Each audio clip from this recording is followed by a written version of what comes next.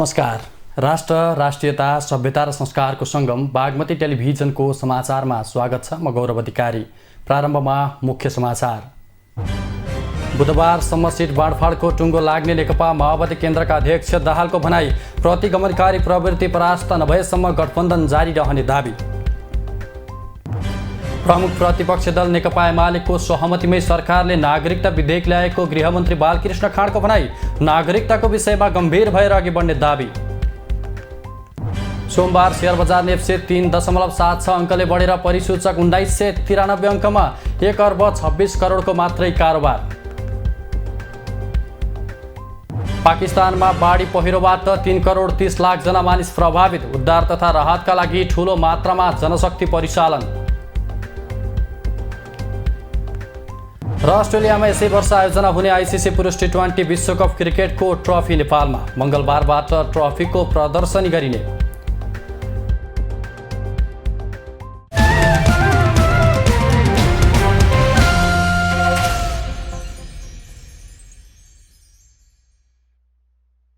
सुरु गरौँ प्रचण्डको भनाई सम्बन्धी समाचारबाट। नेकपा माओवादी केन्द्रका अध्यक्ष एवं पूर्व प्रधानमन्त्री पुष्पकमल दाहालले आगामी मङ्सिर 4 गते हुने प्रतिनिधि सभा र प्रदेशसभाको निर्वाचनका लागि गठबन्धनभित्रको सिट बाँडफाँड बुधबारसम्म टुङ्गो लगाउने बताउनु भएको छ। सोमबार काठमाडौँमा आयोजित नेकपा माओवादी केन्द्रको उपत्यका विशेष प्रदेश समितिको वैचारिक राजनीतिक प्रशिक्षण तथा निर्वाचन सम्बन्धी कार्यक्रमलाई सम्बोधन गर्दै उहाँले 3 चरणमा सिटको भागबन्दा हुने दाबी गर्नुभयो।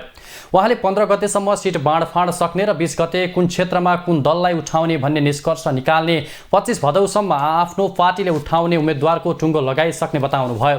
अध्यक्ष दाहालले स्थानीय निर्वाचनमा जस्तो टिकट वितरणमा अनौठा घटना नहुने दाबी गर्नुभयो। उहाँले माओवादी केन्द्रले प्रत्यक्षतर्फ प्रतिनिधि सभामा 60 सिट र प्रदेश सभा सदस्यमा 120 सिट दाबी गर्ने बताउनुभयो। घट्न सकिँदैन भनेर हाम्रो साथी कार्यदलमा भनिराखेका छन् साथीहरूले। अब त्यस्तै 60 त्यहाँ भयो भने 120 प्रदेशमा होला, यस्तै होला।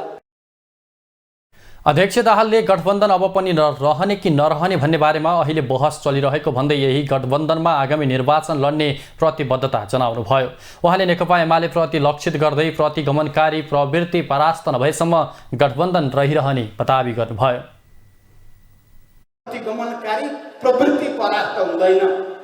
प्रतिगमनकारी प्रवृत्तिले आफूलाई त्यो पश्चातापमा ल्याउँदैन। यो गठबन्धनको आवश्यकता टुङ्गिँदैन। त्यसकारण यही गठबन्धनको आधारमा नै हामी निर्वाचनमा जान्छौँ। यसैको आधारमा नै हामीले प्रतिगमनलाई परास्त गर्ने अभियानलाई निरन्तर अगाडि बढाउँछौँ। यहाँ कोही कमरेडहरू कन्फ्युज नहुनु होला।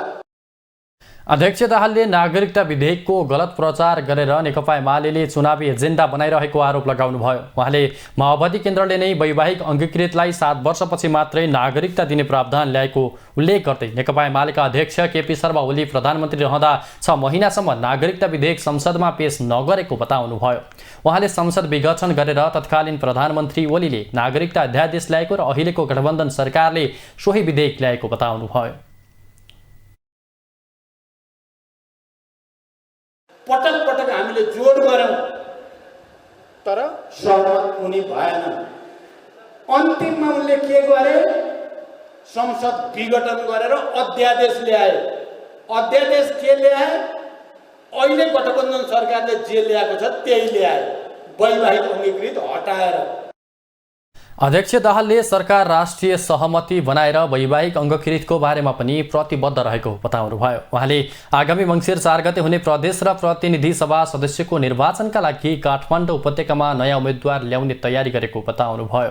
उहाँले काठमाडौँ महानगरपालिकाका मेयर बालेन्द्र शाहले स्थानीय निर्वाचन सेन्टिमेन्टले जितेको दाबी गर्दै माओवादी केन्द्रले पनि बालेन्द्रले भन्दा चर्को सेन्टिमेन्टको उपाय खोजिरहेको बताउनुभयो।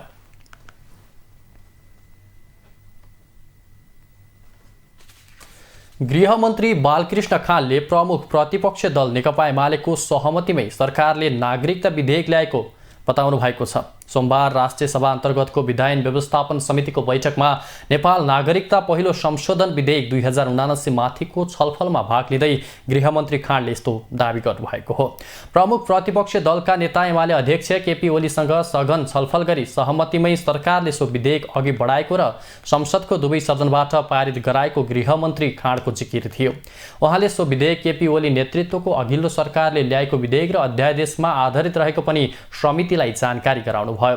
नागरिकता जस्तो विषयलाई रोक्नु हुँदैन भन्ने सत्य प्रयासले सो विधेयक संघीय संसदको दुवै सदनबाट पारित भई राष्ट्रपति समक्ष पुगेको उल्लेख गर्दै गृहमन्त्री खाँडले त्यसमा सबै राजनीतिक दलहरूको पनि सहमति रहेको बताउनुभयो।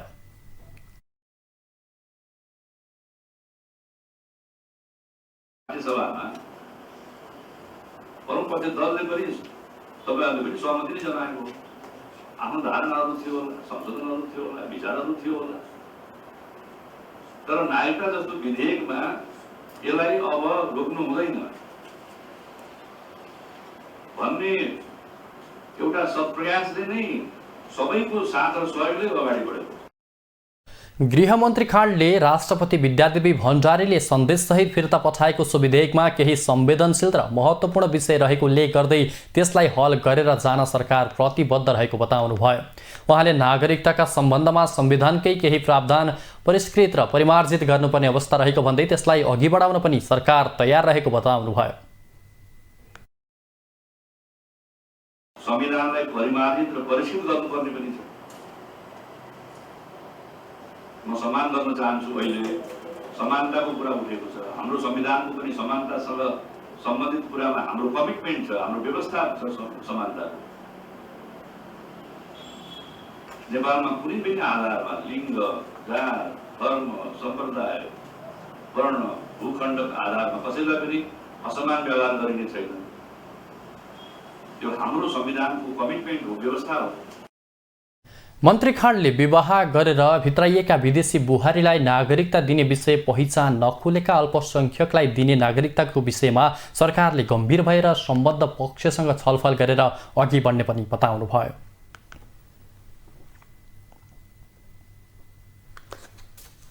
राष्ट्रिय सभा सदस्य देवेन्द्र दाहालले नागरिकता सम्बन्धी विधेयकमा राष्ट्रपति विद्यादेवी भण्डारीले दिनुभएको सुझावलाई सम्बोधन गर्नुपर्ने बताउनु भएको छ। राष्ट्रिय सभा अन्तर्गतको विधायन व्यवस्थापन समितिको सोमबार बसेको बैठकमा बोल्दै राष्ट्रिय सभा सदस्य दाहालले नागरिकता सम्बन्धी विधेयकमा राष्ट्रपति भण्डारीले दिनुभएको सुझावलाई सम्बोधन गर्नुपर्ने बताउनु भएको हो। उहाँले राज्य व्यवस्था समितिले पारित गरेको विधेयकलाई फिर्ता गरेर सरकारले अर्को विधेयक ल्याउनु आवश्यक नभएको तर्क गर्नुभयो। ल्याउनुपर्ने आवश्यकता देखाएको थिएन। राष्ट्रपतिज्यूले औल्याउनु भएको छ, त्यो विषयमा पनि औल्याउनु भएको छ। राष्ट्रपतिज्यूले यति वर्ष राख्नु, उति वर्ष राख्नुपर्छ भन्ने त कुरा आएन, तर उहाँले स्पष्ट औल्याउनु भएको छ र त्यो विषयमा क्लियर हुनु पर्यो, प्रष्ट हुनु पर्यो कि यो विधेयकमा र यो राष्ट्रपतिज्यूले दिनुभएको सुझावलाई एड्रेस गरेर जानुपर्छ। राष्ट्रिय सभा सदस्य जितेन्द्र नारायण देवले राष्ट्रपतिले नागरिकता सम्बन्धी विधेयकलाई असंवैधानिक र अनुपयुक्त भनेको बताउनुभयो। उहाँले विधेयकमा समावेश भएका कुराहरूलाई सर्वसम्मत रूपले पास गर्नुपर्ने बताउनुभयो। पनि हिसाबले असंवैधानिक छ, अनुपयुक्त छ भन्ने राष्ट्रपतिजीको सन्देशमा कहीँ त्यो कुरा भनिएको छैन। त्यसकारणले पहिलो कुरा मेरो माननीय सभापतिजी, मेरो के म गरिमामा यो समितिमा के आग्रह गर्न चाहन्छु भने point blank जे कुरा अहिले यो विधेयकमा समावेश छ त्यसलाई हामीले सर्वसम्मतिले पास गर्यौं। राष्ट्रिय सभा सदस्य भैरव सुन्दर श्रेष्ठले राष्ट्रपतिले दिनुभएको सुझावको सम्बन्धमा कानुनविद तथा विज्ञहरूसँग छलफल गर्नुपर्ने धारणा राख्नुभयो। उहाँले नागरिकता विधेयकमा सहमति जुटाउनुको साटो सत्तारूढ गठबन्धनले यस विषयमा राजनीति गर्न खोजेको आरोप लगाउनुभयो। हामी विज्ञहरूको एकपल्ट नै कुरा राखेर सुनौँ र यी सवालमा कसरी सम्बोधन गर्न सकिन्छ भन्ने विषयमा गम्भीर ढङ्गले हामी छलफल गरौँ र निष्कर्षमा हामी पुग्छौँ भन्ने नै हो। र अहिले के भन्छ भन्दाखेरि हामीलाई लागेको कुरा घाउको पनि के हो भने यो भयङ्कर ठुलो तात्विक चाहिँ यसमा के हो भने अहिलेकै गठबन्धन दलहरू चाहिँ राजनीति गर्नु खोजेको पक्कै चाहिँ देखिन्छ। राष्ट्रिय सभा सदस्य डाक्टर विमला राई पौड्यालले नागरिकता सम्बन्धी विधेयकमा आफ्नो संशोधन कायम रहेकोले सो संशोधन उप छलफल गर्न माग गर्नुभयो। उहाँले महिलाले सो घोषणा गर्नुपर्ने र लैङ्गिक समानताको सम्बन्धमा आफ्नो संशोधन रहेको स्पष्ट पार्नुभयो। विधेयक पुनः छलफलमा आएसँगै आफूले राखेको संशोधनमाथि पनि छलफल हुनुपर्ने उहाँको भनाइ छ। परिवारका सदस्य भनेर जुन कुरा प्रतिवेदनमा राखिएको छ त्यसमा आमापट्टिको परिवारको पहिचानै छैन, बाबुपट्टिको मात्रै राखिएको छ। यस्ता साना साना कुराहरू छन् जुन कुराहरू हामीले सच्याउन सक्छौँ र लैङ्गिक समानतामा एउटा इँटा थप्न चाहन्छौँ। त्यो वर्ष यस्ता खालका विषयमा मैले संशोधन राखेको थिएँ। त्यो संशोधन मलाई थाहा छ बहुमतले फेल गरेको छ, तर त्यही विषयमा राष्ट्रपतिज्यूले फेरि लैङ्गिक समानताको कुरा उठाएर स्वघोषणाका कुरा उठाएर यहाँ सन्देशमा लेखिसक्नु भएपछि त्यो संशोधनमा फेरि छलफल होस् भन्ने मेरो माग हो। राष्ट्रिय सभा सदस्य बेदुराम भुसालले नागरिकता विधेयकको कुनै पनि दफामा राष्ट्रपतिको असहमति नभएको बताउनुभयो। उहाँले असहमति नभएको विषयलाई अड्काएर राख्नु उपयुक्त नहुने तर्क गर्नुभयो।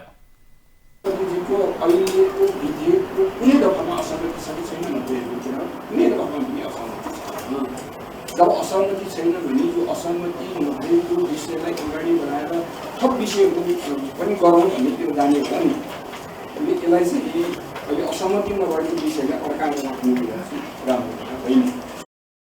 राष्ट्रिय सभा सदस्य प्रमिला कुमारीले जन्मसिद्ध नागरिकको सन्तानले नागरिकता पाउने गरी कानुन बनाउनु आफूहरूको कर्तव्य भएको बताउनुभयो। उहाँले न्यायसङ्गत कानुन बनाई उनीहरूलाई संवैधानिक अधिकार प्रदान गर्नु जरुरी रहेको बताउनुभयो। कानुन बनाउने हाम्रो कर्तव्य भएको हुँदा शीघ्र न्यायसङ्गत कानुन बनाई संवैधानिक अधिकार प्रदान गर्नु जरुरी छ। नेपाली आमाको नामबाट पनि नेपाली नागरिकता प्रदान गर्न सकिने संवैधानिक व्यवस्था हुँदाहुँदै पनि कानुनको अभावमा सन्तानले लामो समयदेखि नागरिकता प्राप्त गर्नबाट वञ्चित छ। राष्ट्रिय सभा सदस्य खिमलाल देवकोटाले अङ्गीकृत नागरिकताको सम्बन्धमा कम्तीमा 1-2 वर्षको प्रावधान राख्नै पर्ने बताउनुभयो। नागरिकता अघि बरु व्यापार व्यवसाय भोगचलनको अधिकार पेशा गर्न दिन सकिने उहाँको भनाइ छ। एउटा राजनीतिक बाहेक होइन, राजनीतिक र प्रशासनिक बाहेक सबै अधिकार दियो। भारतमा पनि त्यही व्यवस्था छ, 7 वर्षमा छ तर सबै अधिकार दिन्छ। तर ठिक छ, तपाईँ 7 वर्ष पनि सक्नुहुन्न, 5 वर्ष पनि सक्नु, कम्तीमा 1-2 वर्ष त राखिदिनुहोस् न। त्यति त गृहमन्त्रीको मैले अनुरोध गरेँ। उहाँले नागरिकता सम्बन्धी विधेयकमा राष्ट्रपतिको सुझावलाई समितिमा बुदागत रूपमा छलफल गरिनुपर्ने बताउनुभयो।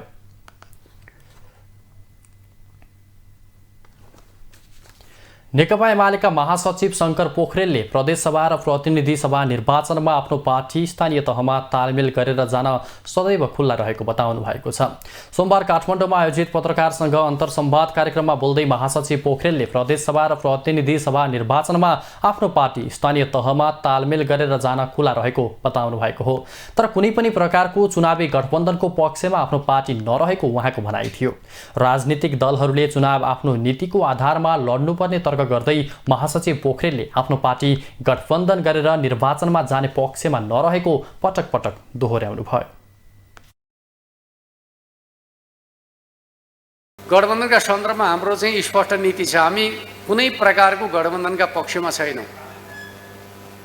हामी आफ्नो नीतिका आधारमा निर्वाचनमा प्रस्तुत हुन गइराखेका छौँ। स्थानीय तहमा तालमेल हुन सक्छ, तालमेलका बारेमा हामी सदैव खुला छौँ। तर चुनाव आफ्नो नीतिका आधारमा लड्नुपर्छ भन्ने मान्यताकै पक्षमा छौँ। त्यस अर्थमा हामीले कुनै राजनीतिक दलसँग गठबन्धनको कुरा गरेका छैनौँ। महासचिव पोखरेलले नागरिकता विधेयकसँग जोडेर राष्ट्रपतिले राजीनामा दिने कुरा अतिरञ्जन मात्रै भएको टिप्पणी गर्नुभयो। उहाँले सो विधेयक राष्ट्रपति कहाँ पुगी नसकेको अवस्थामा त्यसबारेमा राष्ट्रपतिले के गर्ने भन्ने विषयमा टिप्पणी गर्न आवश्यक नरहेको स्पष्ट पार्नुभयो। महासचिव पोखरेलले नेपाली राजनीतिलाई सही बाटोमा ल्याउनका लागि पार्टी अध्यक्ष केपी शर्मा ओलीलाई प्रधानमन्त्रीको उम्मेद्वारको रूपमा अघि सार्नु परेको बताउनुभयो। जनताको पक्षमा काम गरेको नेतालाई घेराबन्दी गरिएकाले त्यस्ताहरूलाई दण्डित गर्न पार्टी ओलीलाई प्रधानमन्त्रीको रूपमा अघि सारेर निर्वाचनमा होमिएको उहाँले बताउनुभयो। सत्तामा ल्याउँछन् भन्ने कुराको सन्देश दिनका लागि हामीले केपी ओलीलाई फेरि प्रधानमन्त्रीका रूपमा प्रस्तावित गरेका छौँ। एउटा जनताका पक्षमा काम गरेको नेतालाई जब घेराबन्दी गरिन्छ, जनताको अदालतबाट घेराबन्दी गर्नेहरूलाई दण्डित गर्नुपर्छ। भन्ने मान्यताका आधारमा हामीले उहाँलाई अगाडि सारेका छौँ। महासचिव पोखरेलले आगामी निर्वाचनमा बहुमत ल्याउनको लागि आफ्नो पार्टीले पार्टीका हरेक सदस्यलाई 2 मत थप गर्ने गरी अघि बढ्ने रणनीति तय गरेको बताउनुभयो। समाचारमा एकैछिन विश्राम।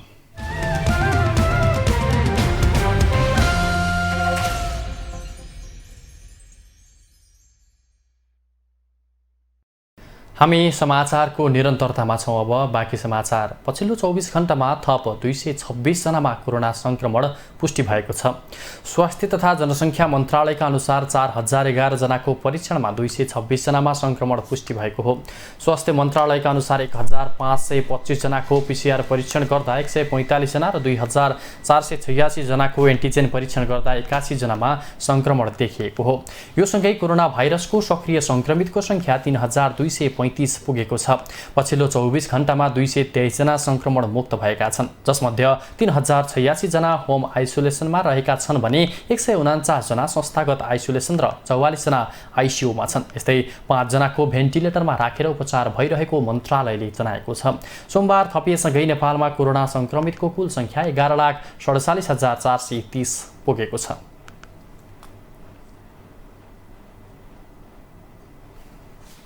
सभामुख अग्निप्रसाद सापकोटाले त्रिभुवन विश्वविद्यालयमा देखिएको समस्या शीघ्र समाधान गर्न सरकारलाई रुलिङ गर्नुभएको छ। सोमबारको प्रतिनिधि सभा बैठकमा सभामुख सापकोटाले त्रिभुवन विश्वविद्यालयमा तालाबन्दी लगायतका विरोधका कार्यक्रमले पठन पाठन प्रभावित भएको प्रति प्रतिनिधि सभाको गम्भीर ध्यान आकर्षण भएको बताउनु भएको छ। उहाँले त्रिभुवन विश्वविद्यालयको समस्यालाई शीघ्र समाधान गर्न सरकारलाई निर्देशन दिनुभयो। विश्वविद्यालयको शैक्षिक एवं पठन पाठन कार्य प्रभावित हुन गएको भन्ने विषयमा मान्य सदस्यले कुरा उठाउनु भएको छ। सभाको गम्भीर ध्यानाकर्षण भएको छ। तसर्थ यो समस्या शीघ्र समाधान गर्न नेपाल सरकारलाई निर्देश गर्छु। यसअघि प्रतिनिधि सभा बैठकमा समय माग गरी बोल्दै नेकपा एमालेका सांसद प्रदीप कुमार गेवालीले त्रिभुवन विश्वविद्यालयको समस्या समाधानका लागि सभामुखले सरकारलाई रुलिङ गर्न माग गर्नुभएको थियो। बैठकमा बोल्दै उहाँले त्रिभुवन विश्वविद्यालयमा प्राध्यापकलाई आक्रमण गर्नेहरूमाथि कारबाही नगरिएको भन्दै आपत्ति जनाउनु भएको थियो। विश्वविद्यालयमा यसरी प्राध्यापकहरूमाथि आक्रमण हुनुले अराजकता मौलाउनुले शिक्षाको गुणस्तर कायम नहुने उहाँले बताउनुभयो। उहाँले त्रिभुवन विश्वविद्यालयमा घटिरहेका घटनाहरूको सम्बन्धमा एमाले ठुलो हेरेर नबस्ने बताउनुभयो। कार्यकक्षहरू विश्वविद्यालयका पदाधिकारीहरूको कुरा र त्योभन्दा पनि बढ्ता माइनुटहरू समेत लुटेर जाने जुन एउटा स्थिति बनेको छ, यसमा न कुलपति बोल्नु भएको छ, न सहकुलपति बोल्नु भएको छ, न कोही बोल्नु भएको छ, न गृहमन्त्रीले नै जवाफ दिनुभएको छ। प्रमुख प्रतिपक्ष यो स्थितिलाई ठुलो हेरेर बस्न सक्दैन सभामुख महोदय। सांसद गेवालीले त्रिभुवन विश्वविद्यालय चरम गुण्डागर्दीले त्रसित रहेको भन्दै प्रधानमन्त्री र गृहमन्त्रीले आफ्नो विद्यार्थी सङ्गठनलाई गुण्डागर्दी गर्न सिकाएको हो भन्ने प्रश्न गर्नुभयो। प्रधानमन्त्री र गृहमन्त्री स्वयं विद्यार्थी राजनीतिबाट मुलुकको शीर्ष स्थानमा पुगेको उल्लेख गर्दै उहाँले त्रिभुवन विश्वविद्यालयमा भएको विकृतिलाई रोक्नुपर्ने बताउनुभयो।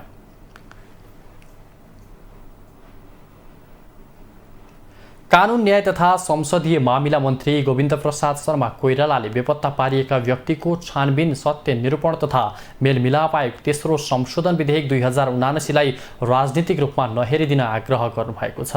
सोमबारको प्रतिनिधि सभा बैठकमा बेपत्ता पारिएका व्यक्तिको छानबिन सत्य निरूपण तथा मेलमिलाप आयोग तेस्रो संशोधन विधेयक 2079 माथि भएको सैद्धान्तिक छलफलका क्रममा उठेका प्रश्नहरूको जवाब दिँदै मन्त्री शर्माले यस्तो आग्रह गर्नुभएको हो। उहाँले विधेयकलाई राजनीतिक रूपमा मात्र हेरेर नहुने बताउनुभयो। उहाँले नेपालका सबै राजनीतिक दलहरू संक्रमणकालीन न्यायका बाँकी कामहरू टुङ्ग्याउन सहमत भएको बताउनुभयो। मन्त्री शर्माले संक्रमणकालीन न्यायको काम सम्पन्न हुन नसक्दा नेताहरू तर्सिनुपर्ने तथा राजनीतिक बार्गेनिङ समेत हुने गरेको भन्दै यसलाई टुङ्गोमा पुर्याउनु पर्ने बताउनुभयो। बेला तर्सिनुपर्ने अवस्था, तर्साउनु पर्ने अवस्थाहरू देखाइरहन्छ वा यही इस्युलाई लिएर पोलिटिकल बार्गेनिङ समेत हुने गरेको छ। त यो चिजलाई अब राख्नु हुँदैन, यो टुङ्गोमा पुग्नै पर्छ। किनभने यो मैले अघि निवेदन गरेँ, यो सेमी पोलिटिकल प्रोसेस पनि हो, सेमी लिगल प्रोसेस पनि हो, सेमी सोसियल प्रोसेस पनि हो र इन्टायरली सोसियल ट्रान्सफर्मेसनको प्रोसेस हो। उहाँले सरकारले प्रस्तुत गरेको विधेयक अन्तर्राष्ट्रिय कानुनको विपरीत र सर्वोच्च अदालतको फैसला विपरीत नभएको बताउनुभयो। मन्त्री शर्माले विधेयकलाई चालु अधिवेशनमै दुवै सदनबाट पारित गरेर प्रमाणीकरणमा गर्नुपर्ने उहाँले जोड दिनुभयो। कुरा प्रोमिस गर्छु, कतै अन्तर्राष्ट्रिय कानुन विपरीत हुँदैन, कतै सर्वोच्च अदालतको फैसला विपरीत हुँदैन, त्यो चाहिँ हुँदैन। त्यो चाहिँ त्यही विश्वासले, त्यही क्षेत्रमै काम गरेको नातले मलाई आयो। अब प्रश्न के हो भने हमेसा विरोधै गरेर बस्नुपर्छ र अब सधैँ नारा मात्रै लगाइरहनु पर्छ। नाराले समस्याको समाधान हुँदैन, इन्गेजमेन्टले हुन्छ। एउटा टाइममा नारा पनि लाउनु, जब सुन्नै कोही तयार हुन्न भने त्यो बेला नारा पनि लाउनुपर्छ। तर जब स्टेट रिसेप्टिभ हुन्छ, गर्न चाहन्छ, त्यति बेला इन्गेज हुनुपर्छ। त्यसैले म त्यही मान्छु, त्यही मुद्दा हो, भूमिका फरक हो। यो विषय राजनीतिक कुरा पनि भएकाले केवल मानव अधिकारको दृष्टि अथवा कानुनको दृष्टिले मात्रै हेर्न नहुने उहाँको भनाइ छ। उहाँले चालु सदनबाट पारित नगरेमा पीडितलाई न्याय दिन इन्कार गरेको ठहरिने बताउनुभयो। प्रतिनिधि सभाको बैठकमा मन्त्री शर्माले प्रस्तुत गर्नुभएको बेपत्ता पारिएका व्यक्तिको छानबिन, सत्य निरूपण तथा मेलमिलाप आयोग तेस्रो संशोधन विधेयक 2079 माथि विचार गरियोस् भन्ने प्रस्ताव सर्वसम्मतिले स्वीकृत भएको छ। प्रतिनिधि सभाको आगामी बैठक भदौ 17 गते शुक्रबार दिउँसो 1 बजे बस्ने गरी बोलाइएको छ।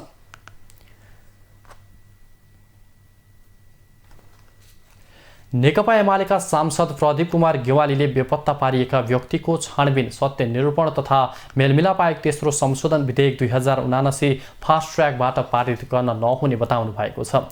प्रतिनिधि सभाको सोमबारको बैठकमा बेपत्ता पारिएका व्यक्तिको छानबिन, सत्य निरूपण तथा मेलमिलाप आयोग तेस्रो संशोधन विधेयक 2079 माथि भएको सैद्धान्तिक छलफलमा बोल्दै उहाँले सो विधेयकलाई संसदबाट फास्ट ट्र्याकमा पारित गर्न नहुने बताउनु भएको हो। यो विषय संवेदनशील भएको उल्लेख गर्दै उहाँले प्रक्रियालाई उल्लङ्घन गरेमा झनै गिजेलिने बताउनुभयो।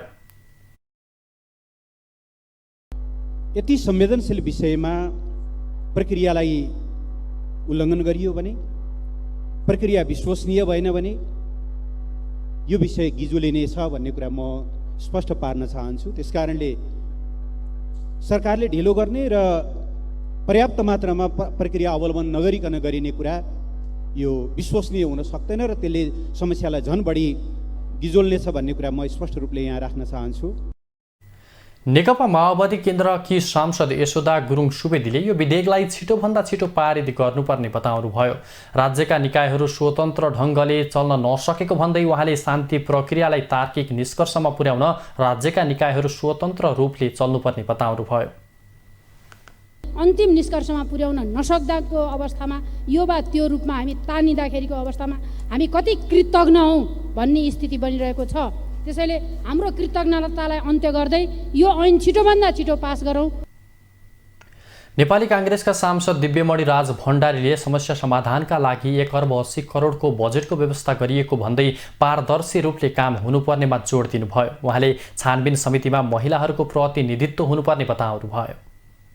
छानबिन समितिमा चाहिँ महिलाको पनि प्रतिनिधित्व होस्, किनभनेदेखि त्यस छानबिन समितिमा चाहिँ महिलाहरूले पनि धेरै पीडित भएको हुनाले उहाँहरूको पनि होस् भन्ने मैले जानेको छु भनेदेखि, बुझेको छु भनेदेखि कतिपय अरूमा जस्तो मानसिक, शारीरिक तथा अन्य कारणबाट पीडित भएकाहरूलाई रिहेबिलिटेसनको एउटा प्रोग्राम पनि होस्।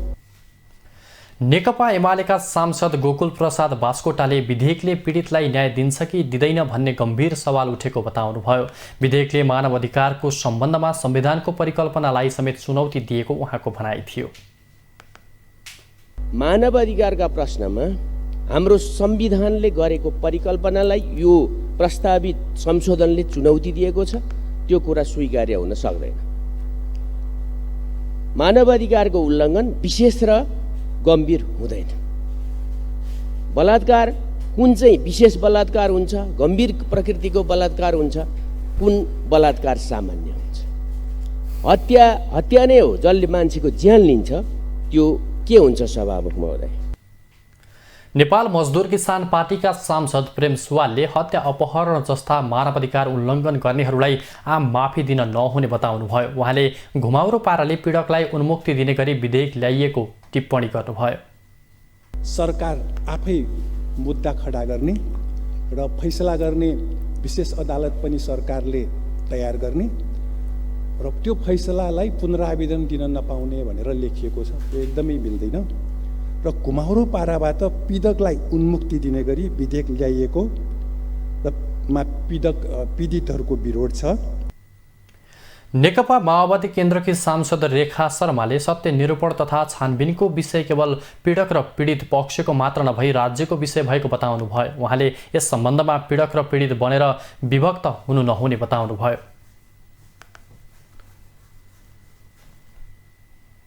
सत्य निरूपणको विषय, यो छानबिनको विषय, बेपत्ता खोजीको विषय यो कुनै दुई पक्षको बीचको विषय होइन, मलाई त्यस्तो लाग्दैन। यो द्वन्द्वरत पक्ष दुई पक्ष भनेर देखाएर बीचमा उम्किने प्रयत्न कसैले पनि नगर्दा राम्रो हुन्छ। यो तत्कालीन माओवादी पार्टी र 7 राजनीतिक दलको बीचमा भएको सम्झौताको विषय हो र आजका दिनसम्म आउँदाखेरिमा यो विषय राज्यको विषय हो, राज्यले सम्बोधन गर्नुपर्ने विषय हो। राज्य भनिसके पछाडि एउटा पक्ष अर्को पक्ष द्वन्द्वरत पक्ष पीडक पीडित यसो भनेर हुँदैन। यो समग्र राज्यको विषयलाई हामी सबैले गम्भीरतापूर्वक सोचेर टुङ्गाउनु पर्ने विषय हो। नेपाली कांग्रेसकी सांसद डाक्टर डिला सङ्ग्रौला पन्तले शान्ति प्रक्रियाको बाँकी रहेको काम तत्काल टुङ्ग्याउनु पर्ने बताउनुभयो। उहाँले मानव अधिकारको विश्वव्यापी मान्यतासँग सुहाउँदो गरी बाँकी काम सम्पन्न हुनुपर्नेमा जोड दिनुभयो। बेपत्ता पारिएका व्यक्तिको छानबिन, सत्य निरूपण तथा मेलमिलाप आयोग, तेस्रो संशोधन विधेयक 2079 भनेको शान्ति प्रक्रियाको बाँकी रहेको एउटा पाटो हो। सङ्क्रमणकालीन न्याय पुरा गर्ने जिम्मेवारी बोकेको विषय पनि हो। यसले सशस्त्र द्वन्द्वमा भएका गम्भीर मानव अधिकार उल्लङ्घनका घटनाका विषयमा पीडितलाई सत्य तथ्य जानकारीको अधिकार दिन्छ।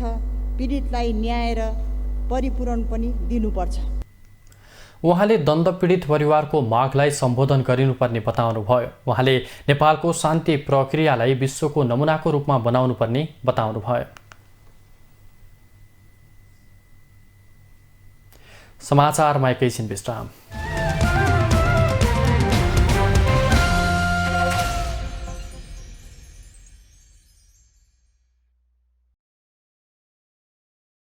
निरन्तरतामा छौँ अब बाँकी समाचार। प्रतिनिधि सभा बैठकमा बोल्दै सांसद दिव्यमणि राज भण्डारी गोर्खा रेजिमेन्टमा भर्ना भएका नेपालीले पाउनुपर्ने सुविधाको विषय टुङ्गो लगाउन सरकारसँग माग गर्नुभएको छ।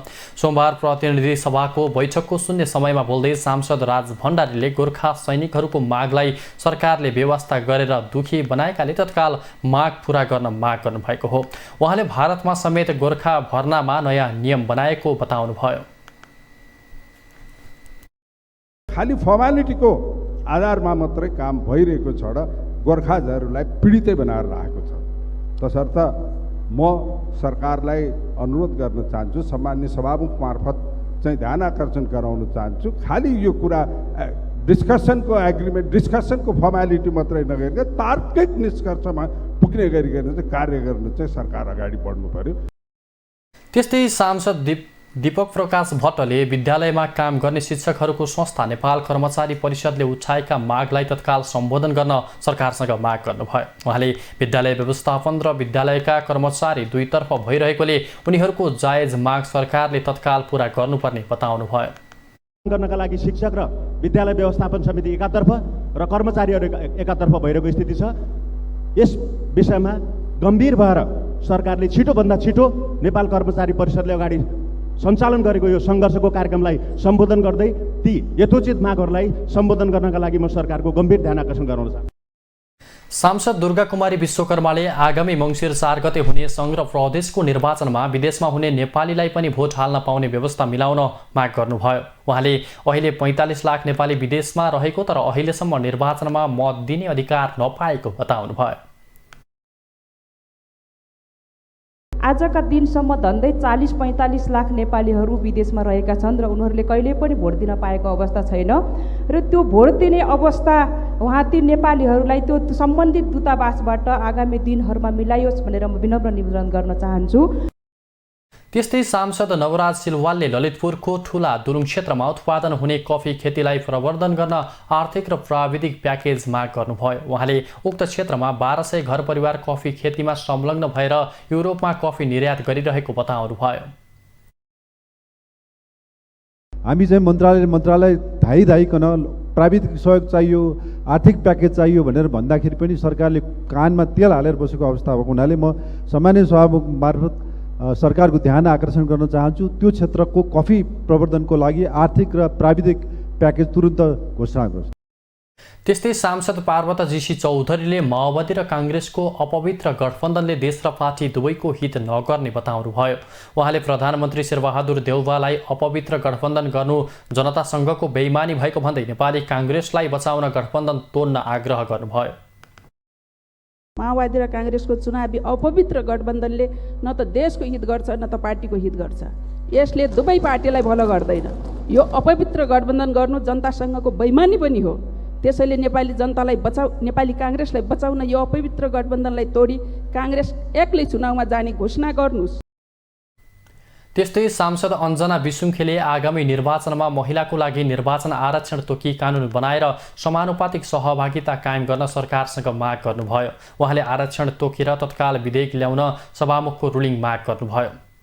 मस्यौदा कानुन बनाई यसलाई सदनबाट फास्ट ट्र्याकबाट यसलाई सदनबाट पास गर्नका लागि त्यो मस्यौदा कानुनलाई सदनमा ल्याउन सभामुखको रुलिङ होस्। र अर्को कुरा के हो भने सभामुख महोदय संविधानको मूल मर्मलाई हामीले समेट्ने हो भने त्यो मस्यौदा कानुनमा यो आरक्षणको क्षेत्र जबसम्म निर्वाचन आरक्षणको क्षेत्र राख्दैनौँ, महिलाका लागि क्षेत्र तोक्दैनौँ, तबसम्म महिला कठै र बिचरा भन्ने मात्रै भन्ने र त्यसले गर्दा कानुनले पनि महिलालाई छुन नसक्ने अवस्था देखिन्छ। त्यसो भएको हुनाले यो कानुन बनाउनका लागि सभामुख मार्फत निर्देशन होस् भनी म अनुरोध गर्दछु। त्यस्तै सांसद प्रेम सुवालले त्रिभुवन विश्वविद्यालय 3 वर्षमा 300 दिन तालाबन्दी भएकाले 3 वर्ष यता प्रधानमन्त्री र शिक्षा मन्त्री भएकाहरूलाई स्पष्टीकरण सोध्नुपर्ने बताउनुभयो। उहाँले युद्धको समयमा समेत विद्यालय र विश्वविद्यालयहरू सञ्चालन भएको देशहरू धेरै रहेको बताउनुभयो। त्रिभुवन विश्वविद्यालय 3 वर्ष यता 300 दिन तालाबन्दी भयो। यो अवधिमा प्रधानमन्त्री र शिक्षा मन्त्री बनेकाहरूसँग स्पष्टीकरण लिनु जरुरी छ। भारतको नोएडामा अनियमित निर्माण गरिएको गगनचुम्बी जुम्ल्याहा भवन बम राखेर भत्काइए जस्तै काठमाडौँको थमेल स्थित सार्वजनिक कमल पोखरीमा निर्माण गरिएको व्यापारिक भवन छाया कम्प्लेक्स पनि भत्काउनु जरुरी छ। त्यस्तै सांसद डाक्टर विजय सुब्बाले साझा प्रकाशनलाई कक्षा 12 को पाठ्यपुस्तक छाप्न दिने निर्णय भए पनि स्वीकृत नभएको भन्दै तत्काल फाइल स्वीकृत गर्न माग गर्नुभयो। उहाँले यो भन्दा अगाडिका 6 जना शिक्षा मन्त्रीले साझा प्रकाशन केन्द्र डुबाइएको पनि बताउनुभयो। यो साझा प्रकाशन सरकार संरक्षित संस्था हो। यसलाई विगतका 6 जना शिक्षा मन्त्रीहरूबाट डुबाइएको हो। यस अवस्थाबाट उकास्नको निम्ति म माननीय मन्त्रीज्यूको सभामुख मार्फत ध्यानाकर्षण गर्दछु। यस बारेमा छिटोभन्दा छिटो फाइल स्वीकृत गरियोस्। धन्यवाद। उहाँले शिक्षा मन्त्रीलाई साझा प्रकाशनको विषयमा गलत सूचना गएको पनि बताउनुभयो।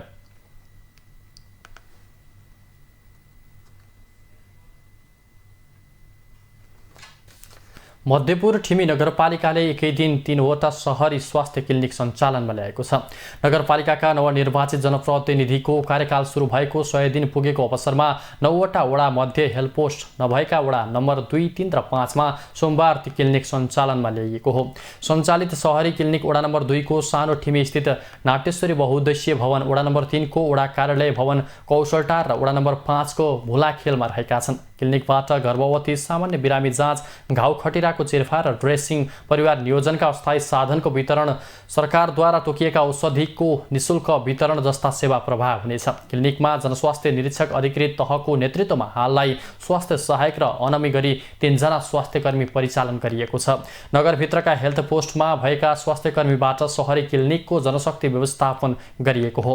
छिट्टै मध्यपुर ठिमी नगरपालिकाद्वारा सञ्चालित नेपाल कोरिया मैत्री नगरपालिका अस्पतालका दक्ष चिकित्सक, MBBS डाक्टर र नर्सको व्यवस्थापन गरी क्लिनिकको सेवा विस्तार गरिने नगर उपप्रमुख विजय कृष्ण श्रेष्ठले जानकारी दिनुभयो।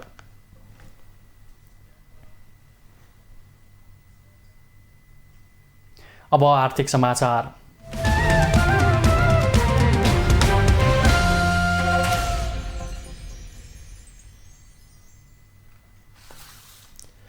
शेयर बजार परिसूचक नेप्से सोमबार सामान्य बढेको छ।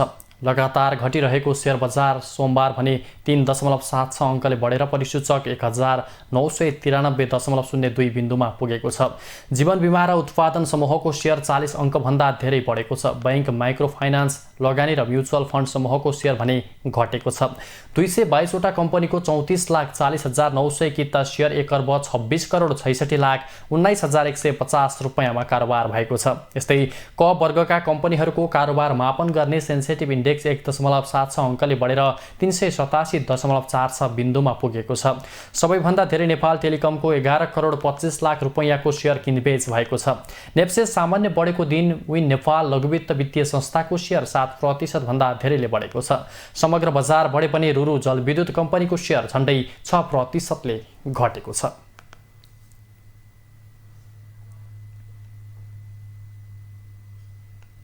विश्व बैंकले नेपालको हरित उत्थानशील र समावेशी विकास ग्रिडका लागि करिब 12,75 करोड 10 करोड अमेरिकी डलर बराबरको सहुलियतपूर्ण ऋण उपलब्ध गराउने भएको छ।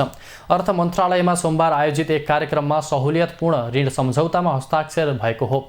सम्झौतामा अर्थ मन्त्रालयका अन्तर्राष्ट्रिय आर्थिक सहयोग समन्वय महाशाखाका सहसचिव ईश्वरी प्रसाद अर्याल र मालदिव्स, नेपाल र श्रीलङ्काका लागि विश्व बैंकका सञ्चालन प्रबन्धक लाडा इस्ट्रेल कोभाले हस्ताक्षर गर्नुभयो। बजेटरी सहायताका रूपमा उपलब्ध हुने सो सहयोगले नेपाललाई हरियाली, जलवायु उत्थानशील र समावेशी विकासतर्फ अग्रसर हुन सघाउनेछ। ग्रिड अन्तर्गत 3 चरणमा प्राप्त हुने सहुलियत ऋण मध्येको यो पहिलो चरण हो। नेपालको ग्रिड मार्गतर्फको प्रस्थान भनेको यस चुनौतीपूर्ण समयका लागि अवसरले भरिपूर्ण आवश्यक रणनीतिक कदम भएको बताइएको छ। कोभिडबाट आर्थिक पुनरुत्थानका साथै हाल विद्यमान विपद, जलवायु तथा वातावरणीय जोखिम लगायत दिन प्रतिदिन जटिल बन्दै गएको नेपालको विकास सम्बन्धी चुनौतीको माझमा गरिबी निवारण गर्दै देशको समृद्धिका लागि भइरहेको प्रगतिलाई विस्तार तथा संरक्षण गर्न यसले सघाउने सहसचिव अर्यालले बताउनुभयो।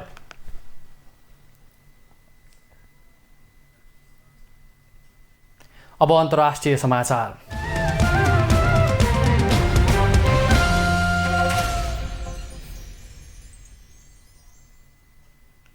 पाकिस्तानमा बाढी पहिरोबाट पछिल्लो समय 3,30,00,000 मानिस प्रभावित भएका छन्। बाढी पहिरोले देशका 72 जिल्लामा असर पारेको पाकिस्तानको राष्ट्रिय प्रकोप व्यवस्थापन प्राधिकरणले जनाएको छ। मध्य जुनदेखि सुरु भएको मनसुन पछिका वर्षाजन्य घटनामा परि पाकिस्तानमा ठूलो धनजनको क्षति भएको छ।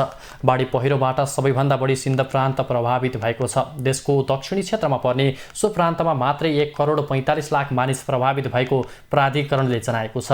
बाढी पहिरोका कारण 1,000 भन्दा बढीको मृत्यु भएको छ। सयौं मानिस बेपत्ता र गम्भीर घाइते भएकाले मृतकको संख्या अझै बढ्न सक्ने उद्धारकर्ताहरूले जनाएका छन्।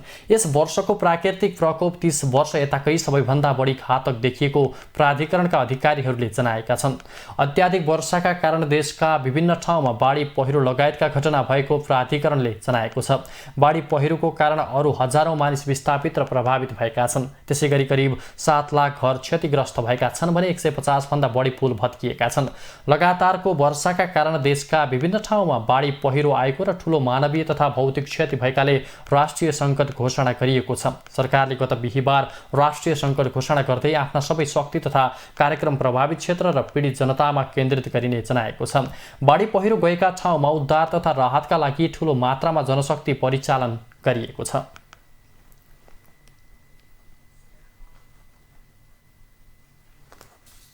जर्मनीमा साइकल लेन व्यवस्थित गर्न माग गर्दै हजारौं साइकल यात्रीहरूले प्रदर्शन गरेका छन्। फ्र्याङ्कफर्ट र विस्टेन सडकमा भएको प्रदर्शनमा 8,500 साइकल यात्रीहरू सहभागी भएका हुन्। 40 किलोमिटरसम्मको बाटोमा साइकल सहित प्रदर्शनका क्रममा उनीहरूले मोटर र मोटरसाइकल समेतलाई प्रवेशमा रोक लगाएका छन्।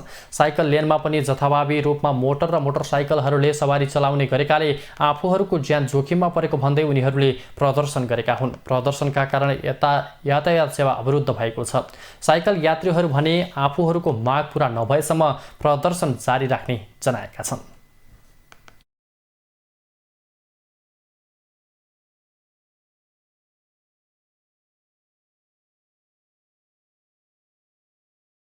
अब खेलकुद समाचार।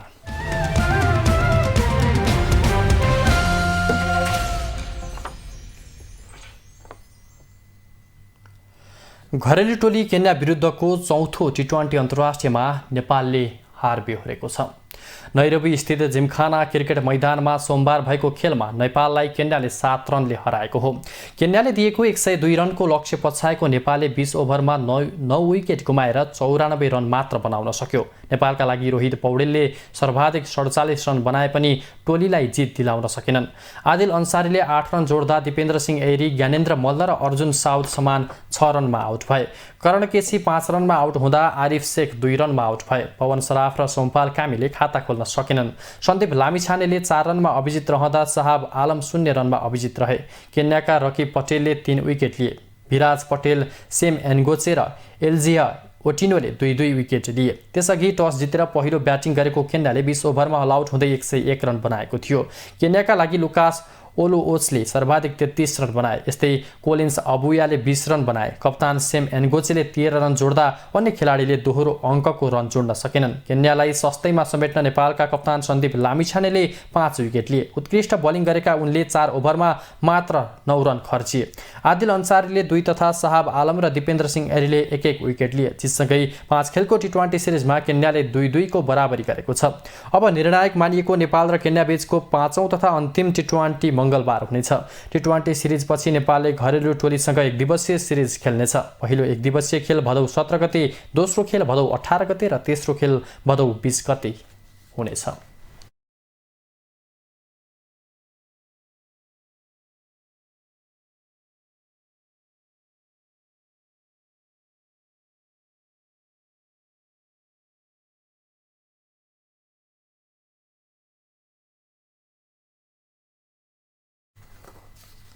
अस्ट्रेलियामा यसै वर्ष आयोजना हुने आइसिसी पुरुष टी20 विश्वकप क्रिकेटको ट्रफी नेपाल ल्याइएको छ। नेपाल क्रिकेट सङ्घ क्यानले सोमबार पत्रकार सम्मेलन गर्दै विश्वकप ट्रफी नेपाल आइपुगेको जानकारी गराएको छ। क्यानका जेनरल म्यानेजर वृत्तान्त खनालले ट्रफीको प्रदर्शनी मङ्गलबारबाट गरिने जानकारी गराउनुभयो। खनालले ट्रफी पर्सि बुधबार भक्तपुर दरबार स्क्वायरमा 11:30 बजेबाट प्रदर्शनीमा राखिने बताउनुभयो। त्यस्तै ट्रफी मङ्गलबार सर्वोच्च शिखर सगरमाथाको आधार शिविरमा पुर्याइनेछ। बिहान 7:30 बजे सगरमाथाको काखमा रहेको गोक्यो तालमा प्रदर्शनी गरिने क्यानले जनाएको छ। ट्रफी टुरमा नेपालका पूर्व खेलाडी महबुब आलम सहभागी हुनेछन्। क्रिकेटको विश्वकप ट्रफी नेपालमा दोस्रो पटक ल्याइएको हो। यसअघि 2018 मा 1 दिवसीय विश्वकपको ट्रफी नेपाल ल्याइएको थियो। टी20 विश्वकपको ट्रफी भने पहिलो पटक नेपाल ल्याइएको हो। विश्वकपको ट्रफी 2 दिन नेपाल रहनेछ। विश्वकपको 100 दिने ट्रफी टुर अन्तर्गत ट्रफी नेपाल ल्याइएको हो। ट्रफी विश्वको 13 राष्ट्रको 35 स्थानमा प्रदर्शनी गरिँदैछ। विश्वकपको ट्रफी निशान कम्पनीले विश्वभर प्रदर्शन गरिरहेको छ। अस्ट्रेलियाको 7 शहरमा आयोजना हुने विश्वकप अक्टोबर 16 देखि नोभेम्बर 13 सम्म हुनेछ। विश्वकपमा 16 राष्ट्रले उपाधिका लागि प्रतिस्पर्धा गर्नेछन्। यसअघि सन् 2018 मा पनि विश्वकप ट्रफी नेपालमा ल्याइएको थियो। त्यतिबेला काठमाडौँ र पोखरामा प्रदर्शन गरिएको थियो।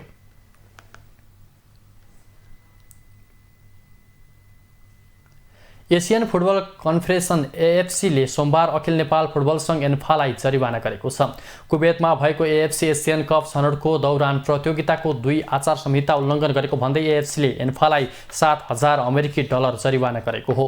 एएफसीको अनुशासन तथा इथिक कमिटीले एसियन कप छनौट अन्तर्गत जुन 14 इन्डोनेसिया विरुद्धको खेलमा मुख्य प्रशिक्षक अब्दुल्ला अल्मुत्वाइरी खेल अघि ड्रेसिङ रुममा प्रवेश गरेको र खेलपछि एक्रिडिटेसन कार्ड लिएर मैदान प्रवेश गरेको कारण $6,000 जरिवाना गरिएको जनाइएको छ। कुवेत र जोर्डन विरुद्धको खेलमा पहिलो कार्ड पाएको कारण इन्डोनेसिया विरुद्धको खेलमा अब्दुल्ला निलम्बनमा रहेका थिए। त्यस्तै इन्डोनेसिया विरुद्धको खेलको पहिलो हाफ सुरु हुन ढिलाइ गर्दा एन्फालाई थप $1,000 जरिवाना गरिएको एएफसीले जनाएको छ।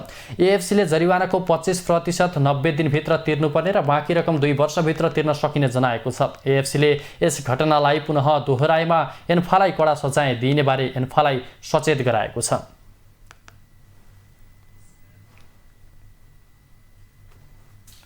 नेपालमा आयोजना हुने महिला साफ च्याम्पियनसिप फुटबलमा सहभागिता जनाउन पाकिस्तानको टोली नेपाल आइपुगेका छन्। पाकिस्तानी टोली सोमबार बिहान नेपाल आइपुगेका हुन्। पाकिस्तानी टोलीलाई अखिल नेपाल फुटबल सङ्घ एन्फाका पदाधिकारीले स्वागत गरेका थिए।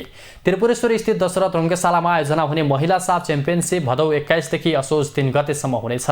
पाकिस्तान समूह एमा रहेको छ। यस्तै समूह पाकिस्तानसँगै भारत, बङ्गलादेश र मालदिभ्स रहेका छन्। पाकिस्तानले भारतसँग खेल्दै प्रतियोगिताको सुरुवात गर्नेछ। पाकिस्तानको महिला टोलीले 8 वर्षपछि अन्तर्राष्ट्रिय फुटबल प्रतियोगितामा सहभागिता जनाउन लागेको हो। पछिल्लो समय फिफाको प्रतिबन्धको कारण पाकिस्तानले अन्तर्राष्ट्रिय फुटबलमा सहभागिता जनाएको थिएन, तर फिफाले हालै पाकिस्तान माथिको प्रतिबन्ध फुकुवा गरिसकेको छ।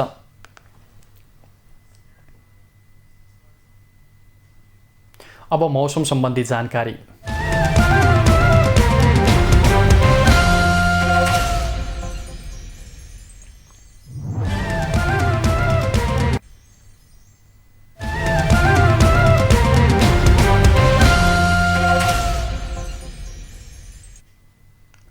आज राति देशभर आंशिकदेखि सामान्य बदली रहनेछ। प्रदेश नम्बर 1 मध्य प्रदेश, बागमती प्रदेश र लुम्बिनी प्रदेशका थोरै र बाँकी प्रदेशका 1-2 स्थानहरूमा मेघगर्जन, चट्याङसहित हल्कादेखि मध्यम वर्षाको सम्भावना रहेको छ।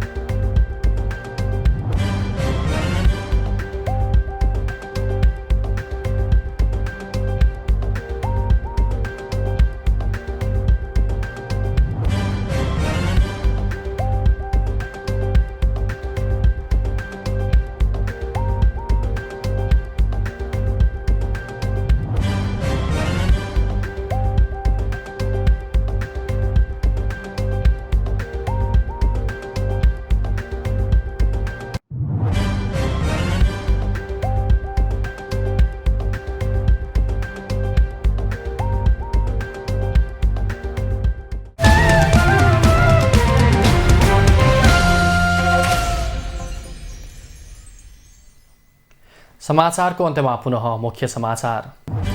बुधबारसम्म सिट बाँडफाँडको टुङ्गो लाग्ने नेकपा माओवादी केन्द्रका अध्यक्ष दाहालको भनाई। प्रतिगमनकारी प्रवृत्ति परास्त नभएसम्म गठबन्धन जारी रहने दाबी। प्रमुख प्रतिपक्षी दल नेकपा एमालेको सहमतिमै सरकारले नागरिकता विधेयक ल्याएको गृहमन्त्री बालकृष्ण खाँडको भनाई। नागरिकताको विषयमा गम्भीर भएर अघि बढ्ने दाबी। सोमबार शेयर बजार नेप्से 3.76 अङ्कले बढेर परिसूचक 1993 अङ्कमा 1 अर्ब 26 करोडको मात्रै कारोबार। पाकिस्तानमा बाढी पहिरोबाट 3 करोड 30 लाख जना मानिस प्रभावित। उद्धार तथा राहतका लागि ठूलो मात्रामा जनशक्ति परिचालन। र अस्ट्रेलियामा यसै वर्ष आयोजना हुने आइसिसी पुरुष टी20 विश्वकप क्रिकेटको ट्रफी नेपालमा मङ्गलबारबाट ट्रफीको प्रदर्शनी गरिने।